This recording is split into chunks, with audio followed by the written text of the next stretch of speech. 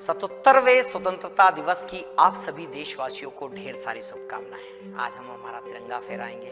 क्या आप अनजाने में कहीं हमारे तिरंगा का अपमान तो नहीं कर रहे हैं? तिरंगा फहराने के नियम क्या है, उनकी बात मैं आपसे कर रहा हूँ। हाँ, पहले क्या होता था कि सूर्योदय से लेकर सूर्यास्त तक ही तिरंगा फहराया जा सकता था।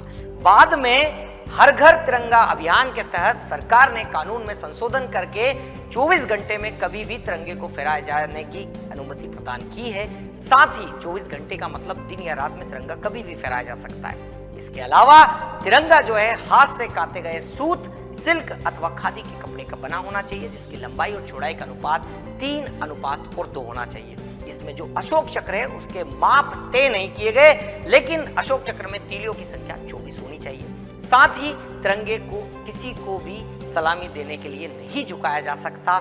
इसके अलावा तिरंगे में किसी भी प्रकार की कोई पेंटिंग, कोई फोटोग्राफ, इसके अलावा कोई तस्वीर नहीं होनी चाहिए। साथ ही यदि आप कागज के तिरंगे का उपयोग कर रहे हैं तो उपयोग के बाद उसे एकांत जगह पर छोड़ देना चाहिए।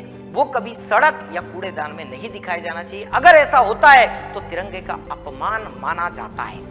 इसके अलावा यदि अगर मैं बात करूं तो तिरंगे को कभी भी कोई कटा फटा, गंदा या तिरंगे के साथ कोई छेड़खानी नहीं होनी चाहिए। अगर कोई व्यक्ति तिरंगे का अपमान करता है, अपमान के अंतर्गत क्या क्या आता है, जैसे कि तिरंगे को मैला करना, तिरंगे के साथ कोई छेड़खानी जैसे काटना या फाड़ना। इसके अलावा अगर मैं आपसे बात करूं तो तिरंगे को कुचलना या नियम के विरुद्ध जो तिरंगा है उसको फहराना या तिरंगे को जलाना, ये सब अपराध की श्रेणी में अर्थात तिरंगे के अपमान की श्रेणी में माने जाएंगे। ऐसा करने पर किसी भी व्यक्ति को 3 साल की जेल अथवा जुर्माना अथवा 3 साल की जेल साथ ही जुर्माना दोनों होने के प्रावधान है। तो साथियों, ये जानकारी आपको जानना आवश्यक थी जो कि मैंने आप लोगों के साथ शेयर की।